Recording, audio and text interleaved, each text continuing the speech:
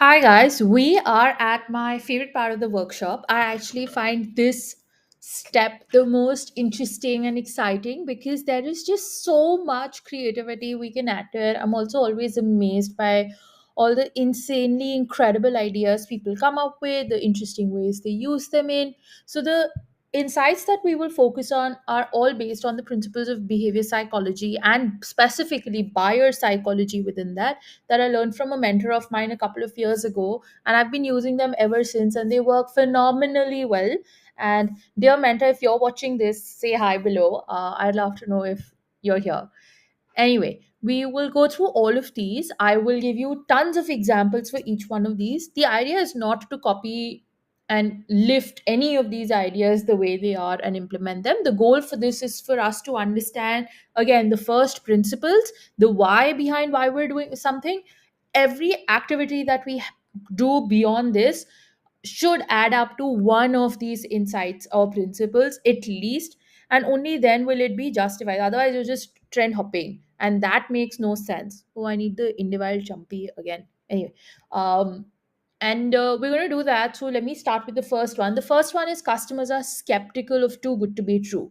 The truth is all of us are skeptical of too good to be true because it goes back to our monkey brain that feels that if you're telling me something that sounds so good that I'm scared it might just be a fairy tale, am I in danger? So, this looks like brands saying we have everything covered, or bank fees saying we have everything covered, no hidden fees, nothing. You're like, what's the catch? What the hell has gone wrong? Um, and you know what happens, why that happens is because one, every one of us has become a publisher. The internet is full of content, but we don't know if it's useful, if it's honest. There's so much noise that we don't really know what signal is, and then we have to do the detective work.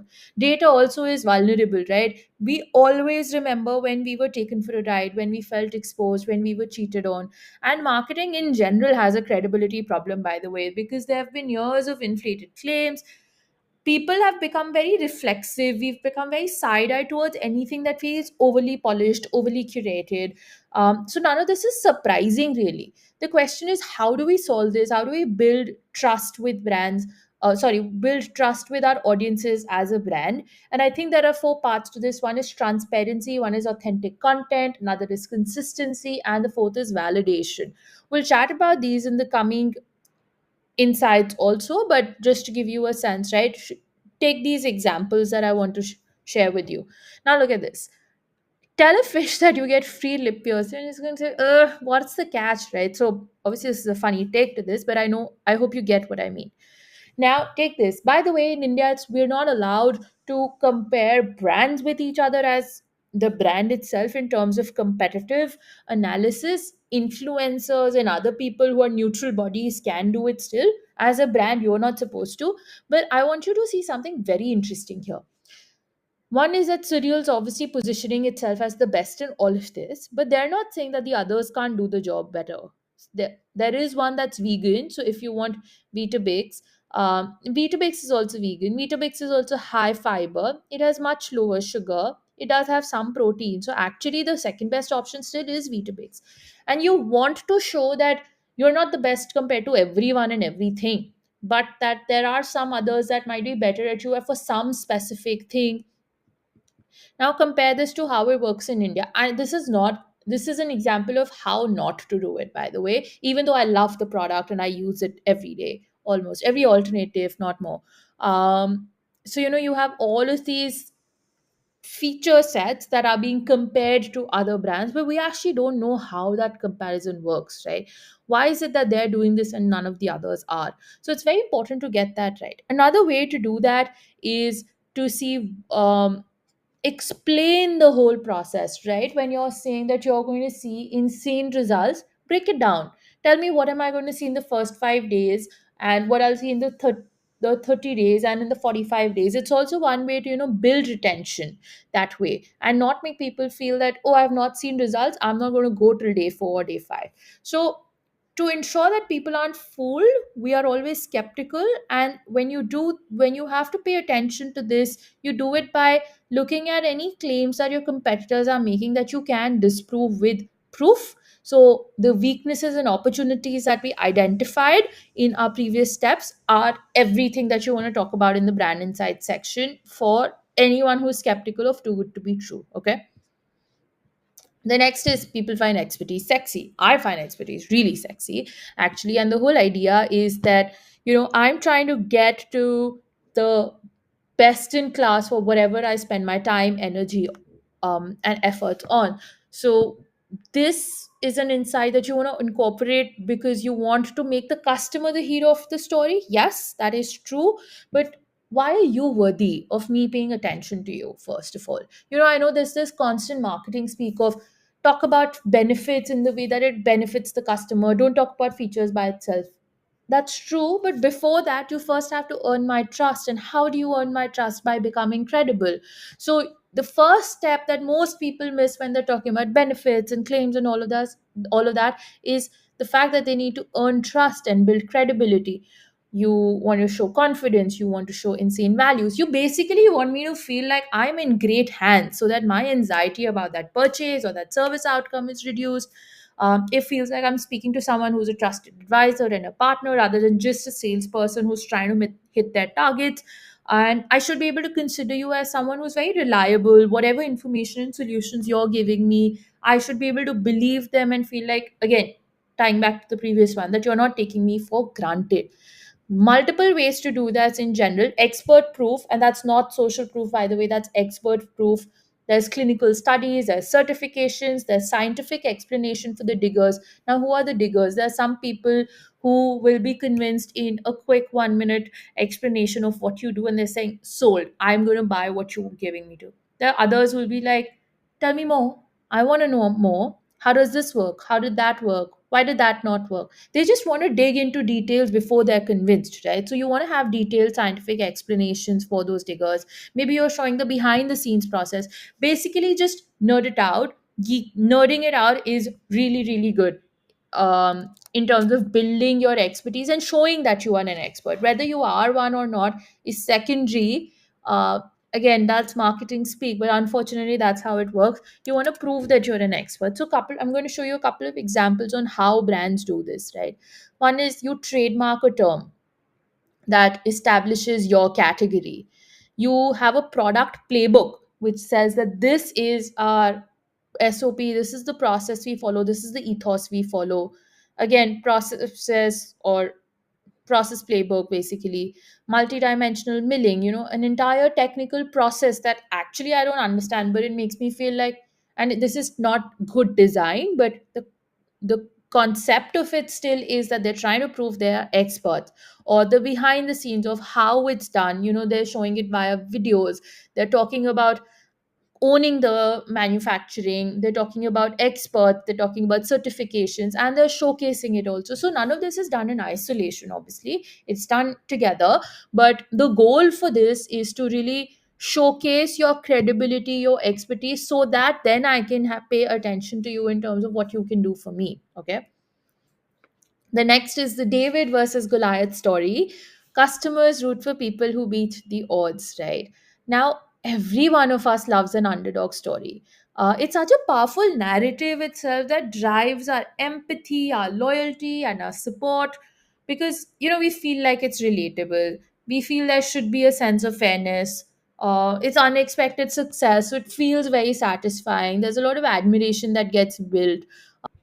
Maybe, you're talking about how long and what efforts you had to take to get here. Maybe you're talking about all the giants that were trying to stop you. Maybe you're talking about, where all you had to put in high effort because you believed in this so much that you would go to any lengths to do the right thing. The way to do that is really talk about your why you exist story, right? This is from the whole truth, and they could be like any other protein bar and say we just want to make protein easier, but there's a deeper meaning behind them. There's a why they exist story. They're rebuilding the world's trust in food, which means that they're going up against a lot of competitors who are diminishing that trust. And what does that mean? How do they stand in good light? Um, Good brands do that all the time. There's a struggle story of where they got to here. There's another one. I really like this actually. Another great example is Cassie Ho's blog Ilate story, where she stole her designs and basically the idea is Cassie Ho is a YouTuber who shot to fame during COVID because of her YouTube workouts, and started a collection of athleisure. And Taylor Swift wore it a couple of years ago, and she copied that skirt, and put it up at way, way lower prices and obviously way higher distribution, essentially stealing her design. What Cassie Ho had done over the years is built a very loyal following where she would share her behind the scenes, she would share the process of her designing the clothes, get feedback, get votes on the fabric, the skirt, the cut, everything. And when she had copied it, it was a David versus Goliath story. Now, obviously, there were some haters. But the point is that the loyal fan base was so much that they made the brand really popular because they just banded with the brand and went against Shein for stealing. There was another legal case altogether, but I'm just talking about the community support that she got, the love and loyalty she got by simply being truly honest and authentic about the fight she was fighting with the big brands of the world.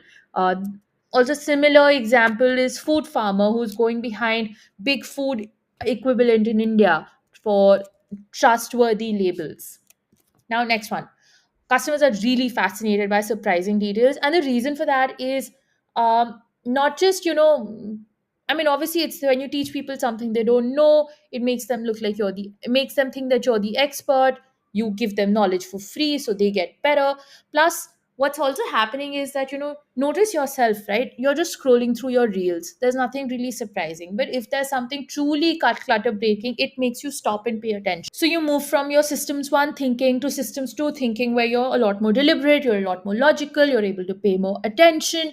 That is when things stick to your memory, right? And brands that use this well are able to stick that surprising detail to their memory. A good way, I believe, to do this is to equip people with very interesting insights that they can use in a conversation they're having so that they appear really smart. I'm going to give you some examples of good, surprising details and one example of it not done so well. I think the detail here is really exciting and surprising, right? But it's just not designed well. I don't think it has the kind of impact it could. Imagine manual brushes use only 300 strokes a minute, and sonic brushes emit 16,000 to 26,000 strokes. Now, one, for starters, I have no bloody idea what is going to be the difference in terms of impact, right? I didn't even know manual brushes have something called a strokes per minute. It also sounds a little wrong, but anyway, the impact or the difference between a manual versus a sonic brush is just so insane, and the numbers are so bonkers that I believe it could have been shown in a way that would be more impactful. Right now it's just stated to build expertise, but this expertise could also be used in a way to build surprising details for customers. Now, this is my benefit girlies here will know, but there is one bad girl bang mascara which is sold every 8 seconds across the world. It is just such an incredible product, but once I realized this information nugget, it just made things click and register so much faster in my head, because in my head I'm like, oh, this mascara must be really famous. It's also quite possible, by the way, there might be another mascara that's sold every 4 seconds, but no one's really bothered to tell me about it. All I know is that across the world someone is buying a bad girl bang mascara every 8 seconds, which means in the last couple of minutes of me talking about just this example, maybe four or five of these have already been sold. So that's very fascinating, right? So when you Google dog food, there's a paid ad that comes out which says, why switch to fresh food? So before you've even made that switch, they're trying to give you insights on making you smarter and give you interesting ideas on why you want to make the switch at all. So, it builds that, it brings you from the reptilian brain to the human brain where you actually register those interesting insights. Now, next is BR visual animals. There is zero confusion about this. What's also changed over the last few years is that just because of the amount of visual content that we consume all the time, attention grabbing within the same piece of content has to happen multiple times, which is why the traditional way of vlogging on YouTube doesn't work anymore, where, someone's just been following you. You want to have breaks and cuts and, jump cuts to your content so that people's attention stay hooked. Showing you a couple of examples on this. This is a mascara brand, again, the bad girl, really, really. So this is eyelashes without the mascara, this is with the mascara, without even using it, you know what it looks like. Or This is from Dyson, one of my favorite brands that I think does consumer behavior profiling supremely well. They're trying to show what happens inside to your hair with the process, and they've done a whole visual see-through process for this. Um, Not the best example in that sense because it's still black and black, but imagine a shoe brand where if they're talking about the detailing of the shoe and how much time it took to actually make the show, that they're trying to show you how well it is finished. This is microneedles penetrating the skin. It's a tiny acne patch, actually, but imagine the depth that they're going in to explain how it works at a molecular level. Or again, Dyson, they're giving you visual insights and examples into how to think about it. So you don't even have to read things if you don't want to, because visually you're going to get the details anyway. Apple does visual behavior psychology really well. This is a screen grab from the iPhone page where you go from picture to video and they show you how the video works. I think it's phenomenal the way they do it. The next is people need motivation to break habits. We have spoken about this, but I want to show you some examples. This is from a CBD brand. People are skeptical of taking that chance, so they offer free medical consultations to ease their anxieties that way. Look at this from Surreal: love it or money back guarantee. If you hate your breakfast, you're going to get your money back. They're deminimizing your risk fully. uh Deo is a brand I really love the skincare of. I've been an early user since, I don't know, 5 years now or 4 years, since whenever they launched basically. But the Hustle product, which was the first product that they launched, is about 3200, 3300, if I'm not wrong right now. And it is a luxury purchase. It is a premium priced product, and people may be hesitant to try it, so they launched a mini version so that people can try that before committing to a full size. You start to believe that, if it's there, then you might as well upgrade, or you try this and de-minimize your risk. Sorry, minimize your risk, not de-minimize. Minimize your risk. It's the end of the day and I'm getting a little lost. Minimize your risk and then try your product and then get the larger version or the bigger version, right? This flower brand has a flower guarantee program where if you might experience some variations, but if you have any issues, and they're trying to assuage you from all the concerns you might have, but if you still have some issues, they're there for you.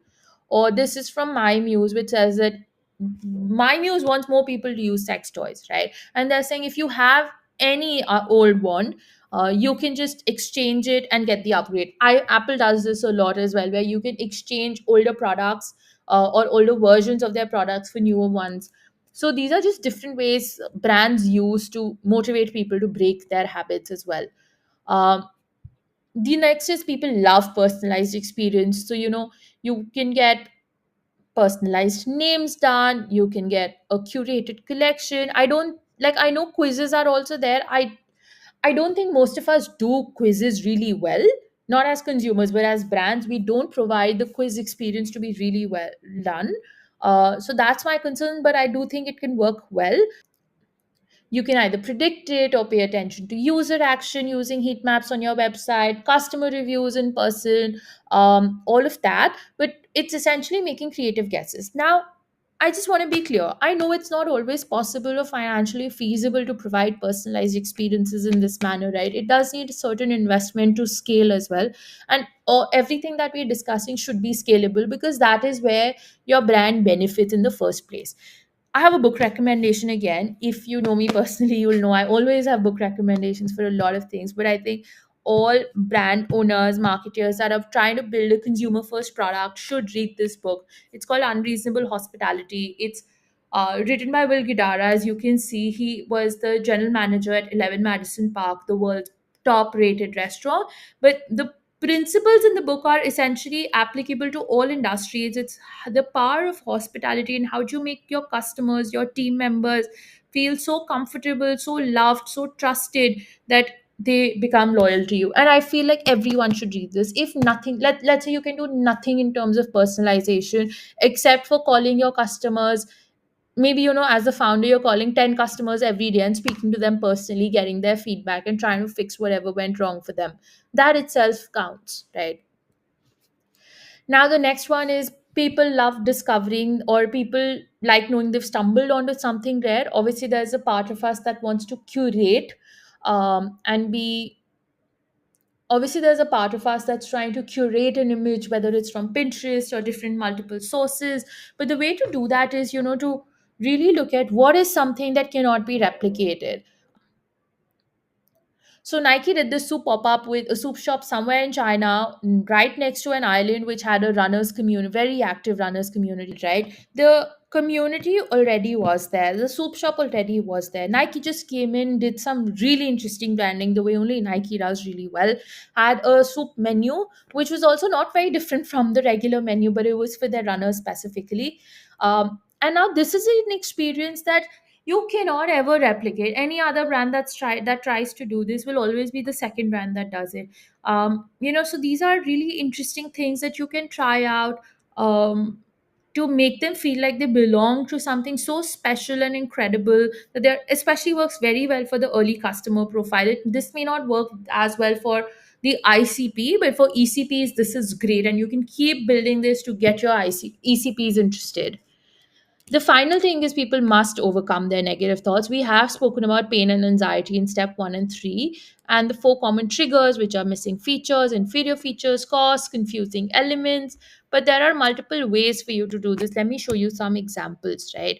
One is, this is from a lab grown diamond brand where they have a our promise segment, where this is, I know you're concerned about buying lab grown diamonds, one, and I know you're concerned about buying lab grown diamonds online. So, my promise to you is that there is a certain quality that we will never go under, and we only work on a certain specific promise. We don't work on anything else outside of our promise.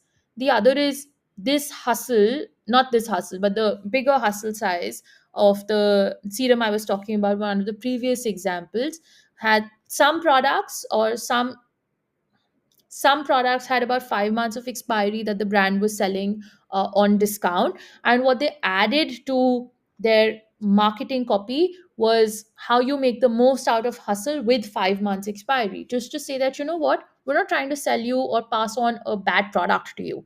We're trying to give you something that we know may not last as long, but here's how we truly still care for you. Another example, by the way, what the Whole Truth did a couple of months ago was, again, they had some products that were closer to expiry date, or in case of food it's usually best before dates. It was closer to best before dates, and they started sending those products out as free gifts with a note that said, look, these are best before, for the just for the next 3 months. We in our good faith cannot sell them, but that doesn't mean they're bad or spoiled. We're sending them to you because we still want people and our community to consume these products. It's just not in the right faith for us to sell them because of the time it takes in terms of shipping, stocking, warehousing, all of that. So we're just sending it off to you so that, one, this is not wasted, and two, you get to try something you might not have before. Now, just having that conversation about something that people will think is negative dissipates and or diminishes the negative conversation, right? आपको पता है मैं मुझे किस बात की tension होने वाली है, आपने अपने आप ही उस बारे में बात कर ली मेरे से और मेरे को कन्विंस कर दिया कि मेरे को टेंशन लेने की ज़रूरत नहीं है, तो आपने मेरा नेगेटिव थॉट सॉल्व कर दिया. Look at these supplement facts, right? Yes, some people might have a problem with certain ingredients. Can a brand talk about what they do, especially if these are ingredients that we'll be scared to consume because we don't know better? Sure, there's nothing wrong with that. Now, how do you put it all together? So once you're done with all of this and you've put in all your insights here, go to this section here, all the messages for brand and sales that you will communicate to the ECP, identify them. We will also work with them on our POV, but this is where you want to be. Okay, thanks. See you in the next video now. At this point, we are more than 50% done with the workshop. I hope this has been already super useful, but there's a lot more to come. See you. Bye.